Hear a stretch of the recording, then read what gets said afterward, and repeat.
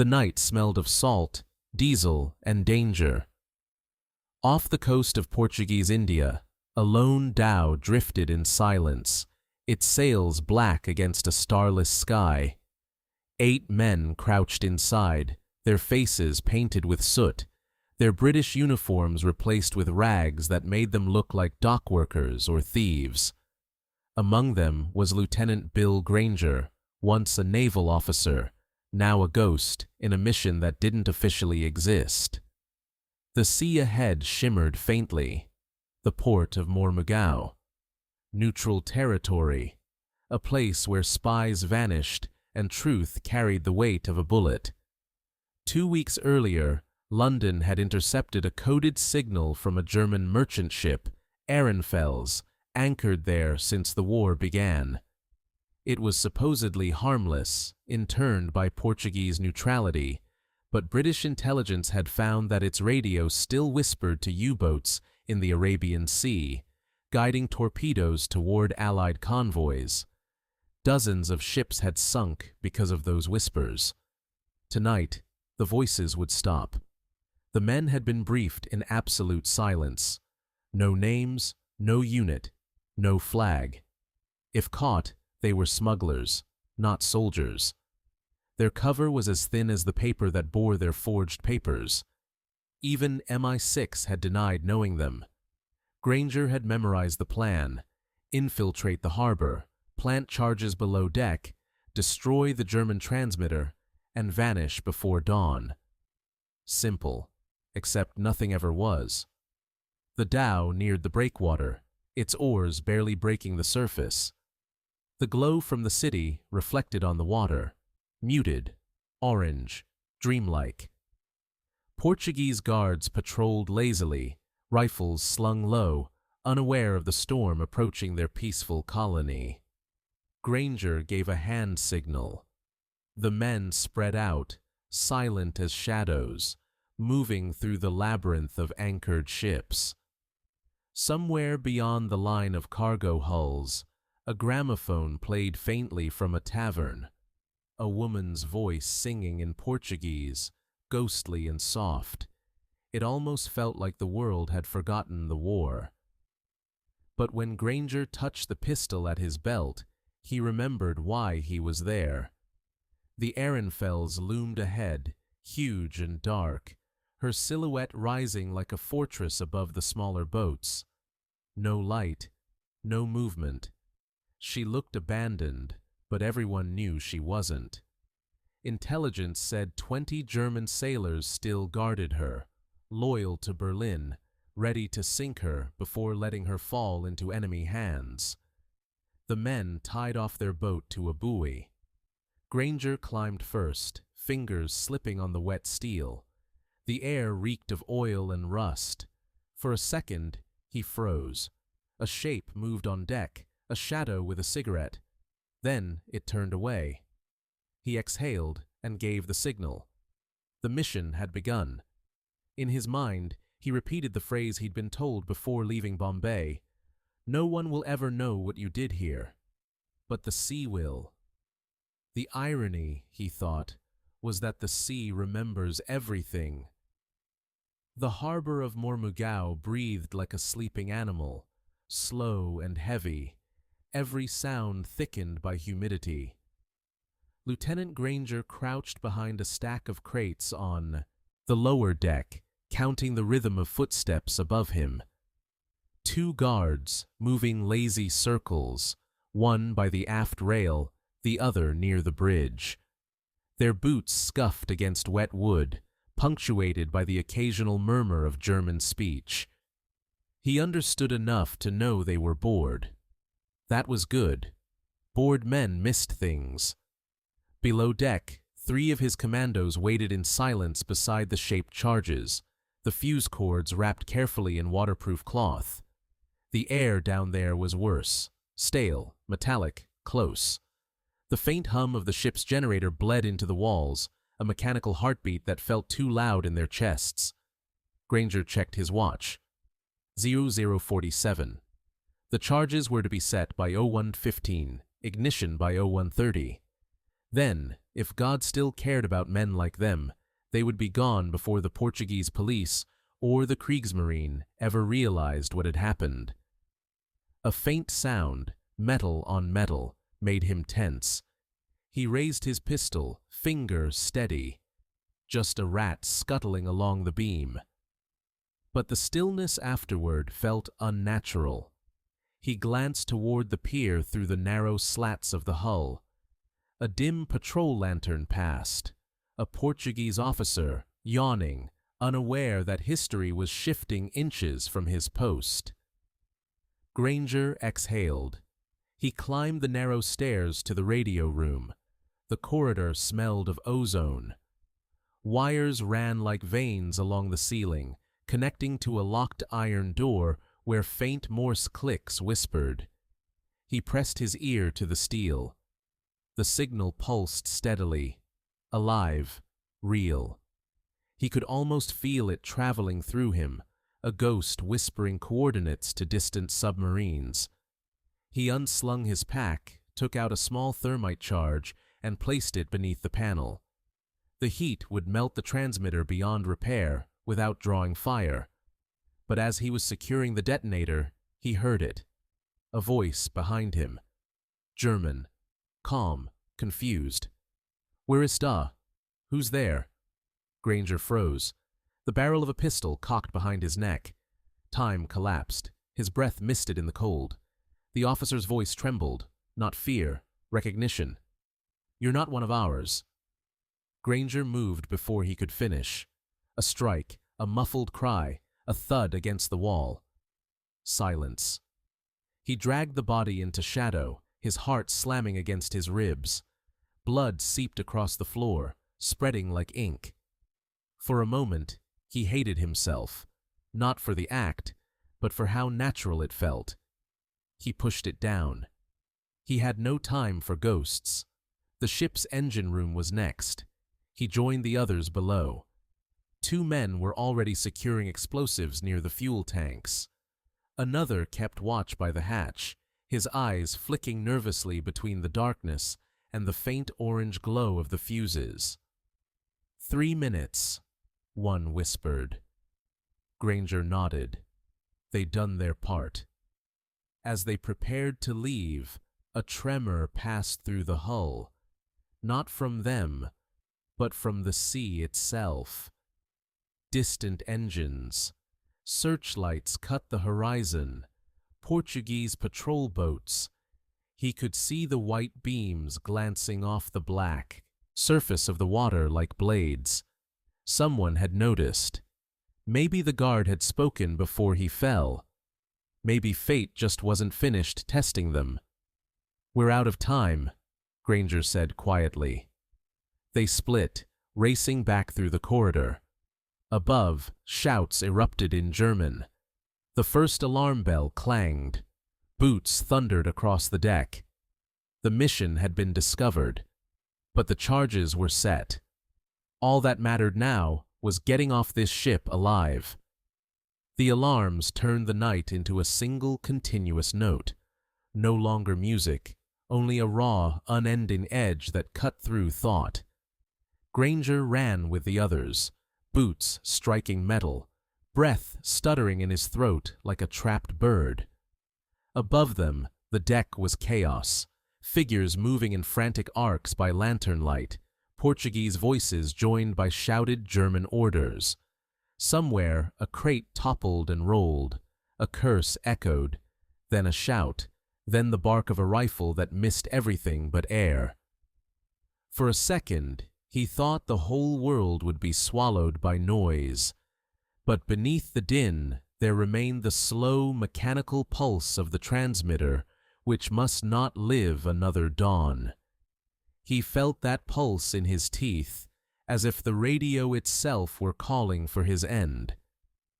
The thermite charge had been placed under the control panel, but the detonator required the final connection, a simple contact loop that would set the delay and allow them time to put distance, only minutes, maybe less. He reached the radio room and found the panel humming under a web of wires. the lamp above it throwing the operator's face into a pale, obscene mask. The man at the set was not a German, but a young Portuguese technician, stunned and coughing at the smoke from the thermite wick. He looked at Granger with a slow, dawning horror that said everything words could not. For a heartbeat, Granger considered leaving him alive, dragging him out to explain, to beg, but every second multiplied like teeth in the gears of a clock. He pressed the final connector with hands that did not entirely obey him, and felt the tiny, indifferent click that would send molten heat to the transmitter. Then the world narrowed to doors and ladders and the press of his men behind him. They moved like something rehearsed by fate, one man knocking a lantern into shadow to buy a single invisible second, another lifting a rope ladder with the silent grace of thieves, another covering the rear with a borrowed German rifle that jammed and stuttered like a wounded animal. As they slipped down the side into the black water, the ship's lights flared. The Portuguese alarm lanterns blazed as if to shame the sea itself, and searchlight beams stabbed the harbor in white knives. Figures leaned over rails, faces pale in the search, as though the whole harbor had been emptied of color and filled with accusation. Behind them, muffled by metal and salt, Granger heard the faint, terrible sizzle beneath the transmitter as the thermite found its mark. For a moment, the infernal whisper seemed to crawl along the hull toward the engine room. He told himself to breathe, to count, to be a man with a mission, but fear was a tidal thing, and it pulled at his stomach, at his tongue, and made him taste iron. The dhow rocked as they pushed off, ropes cut loose with a sharp report that dripped into the night. They rowed in a wet, hurried rhythm, oars dipping, water slapping the hull in staccato.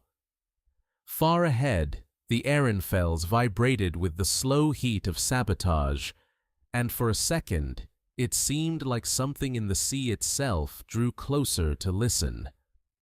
A flare arced up and painted the water orange. For an instant, Granger thought he could see men on the deck running, figures thrown into silhouette, then disappearing into shadow. The Portuguese boats converged. Their engines made low, angry sounds that rolled across the water. One cutter turned and drove toward the dhow with teeth of foam. The leader of Granger's team, young, cruel-eyed McLean, shouted 2 words and gripped an oar like a limb. The cutter was upon them in a rush of wake. The crews collided. Men splashed and cursed. Granger's shoulder hit wood. Salt filled his mouth. A hand seized at his coat, another commando's pull, and he heard the rhythmic crack of a rifle butt on deck behind him. For a moment, the sea was simply a dark, drunken confusion of limbs and rope. Then, a sharp, clean sound cut through it all. The thermite charge reached the amplifier block, and something in the radio room gave way. The transmitter went dark in a small, obscene instant. The humming stopped as if the ship had been made mute by design. For a single breath, the harbor held, and then all hell broke loose. The destroyers, German or Portuguese he could not tell in the wash of panic, moved with sudden, coordinated menace, searchlights sweeping, engines snarling. A hand clamped on his leg from behind.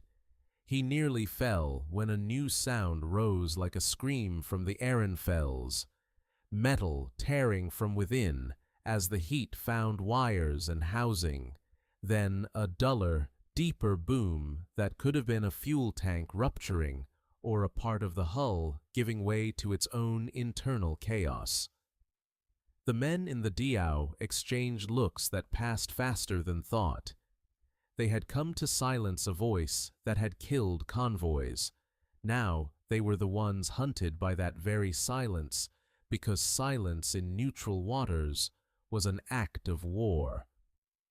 McLean rowed with the desperate posture of a man who refuses to lose his life for nothing, and they pulled clear into the black between wakes, hearts hammering against the ribs like trapped animals. Behind them, a spray of sparks licked up from the dark shape where their charges had done their work. A faint glow suggested fire, then smoke unfurling like wrong banners. They dared not look back long enough to know the full measure of their success. The dhow cut a path through the water as distant guns barked. The searchlights found other little boats and tore them into shapes. Some sank in a tangle of canvas and timber, cries hoarse, and terrible breaking in the night, but the sea swallowed most of them with the habitual cruelty of open water. Granger kept his gaze forward, not because it steadied him, but because the mind will choose any anchor. His hands ached, his lungs burned, and into that pain slid a subtle new sensation, guilt that tasted like dawn. They had killed men to stop machines, and the lives they had taken might be paid back by whispers in the dark for years to come. As dawn crept up the horizon in a thin, reluctant strip, the harbor behind him looked like a map of wounds, black hulls listing, lanterns bobbing, men moving like shadows across decks, and the faint, terrible plume of smoke lifting into a sky that refused to remember the color of morning. When they beached the dhow on a ragged strip of beach inside a mangrove inlet, they clambered out dripping, hands raw and feet numb, and for a moment there was no speech, only the wet slap of their bodies against the sand. They hid the oars, doused lanterns, and stripped away anything that marked them as anything but fishermen. Caps, rough coats, any scrap that could be read as guilt. Granger sat on a rock and wrapped his palms around a tin of coffee, hands that had not quite felt human since the shipboard silence. He listened. The harbor still whispered. The sea kept a new rhythm now, the kind that includes an absence as much as a presence. Someone cursed softly, and then began to laugh in a high, brittle way. Another vomited and swore at nothing. The mission had succeeded in the narrow arithmetic of orders. The transmitter was dead. Convoys had a chance that night they had never had before. But victory tasted of salt and fear. And neutrality had a cost. The Portuguese authorities would investigate, and questions would be asked about how the Ehrenfels had gone silent. Men would vanish into paperwork and diplomatic apologies, or be quietly reassigned to some corner of the empire where silence could be kept. For now, though, there was a deeper peril. What they had done would ripple outward in ways no one could foresee. In the dim of that inlet, a shadow moved, local fishermen, or perhaps Navy scouts, faces shadowed, eyes searching the tree line. Granger felt, without wanting to, the weight of the phrase whispered before they left Bombay. The sea remembers. He knew then that memory could be a promise or a punishment. He closed his fingers on the coffee tin until the metal creaked, and when McLean touched his shoulder, the man's face was empty of triumph. They had done what they were sent to do. Now they had to disappear into the world, where nobody would ever tell their names again. By sunrise, Goa looked innocent again. The sea was flat, the gulls returned, and the smoke over Mormugao harbor had thinned to a pale, drifting ribbon. But to the men crouched in the mangrove shallows, innocence was a lie painted over the truth. Granger watched the patrol boats circle the wreck of the Ehrenfels, their white hulls, clean and official in the morning light.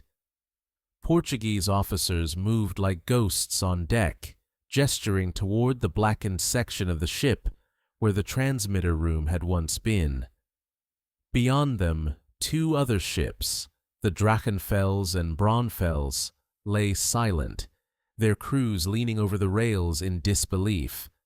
They knew what the Ehrenfels had been doing, and they knew what this meant. Neutrality was dead, even if no one said it aloud. Granger felt the burn of salt drying on his skin, the ache in his arms from rowing, and the dull hollow in his stomach that told him the danger was far from over. The team had split. McLean and two others had gone north through the coconut groves, while Granger stayed with the remainder to monitor the harbor. He could still hear the echo of last night, the shouting in 3 languages, the gunfire that had followed them into the dark. Somewhere out there, a Portuguese patrol had found their dhow, or what was left of it. They would start searching inland soon. He wiped his face with shaking hands and told himself the mission was worth it. Convoys would live because of them. The Indian Ocean would be quieter, but the mind was a cruel companion. It replayed the guard's expression before he fell, the sound of a body striking the floor, the moment when the first explosion bloomed inside the ship and the night turned red. There had been no satisfaction in victory, only the quiet weight of something lost. By noon, the port was crawling with officials. The Germans claimed sabotage by local partisans. The Portuguese called it an accident. British intelligence, as always, said nothing. But that night, a British freighter signaled offshore with a coded light. 3 short, 1 long, 2 short, and Granger's team knew it was time. They slipped through the swamp and boarded a small fishing boat piloted by an old Goan man who didn't speak a word the entire journey. The sea was calm again, too calm. Every ripple felt like a heartbeat, every shadow a betrayal. When they reached open water, a dark shape emerged from the fog, the British destroyer HMS Foxhound. Its lights were dim, its deck empty except for a single officer waiting with a clipboard. No greetings, no names, just orders. The men climbed aboard in silence.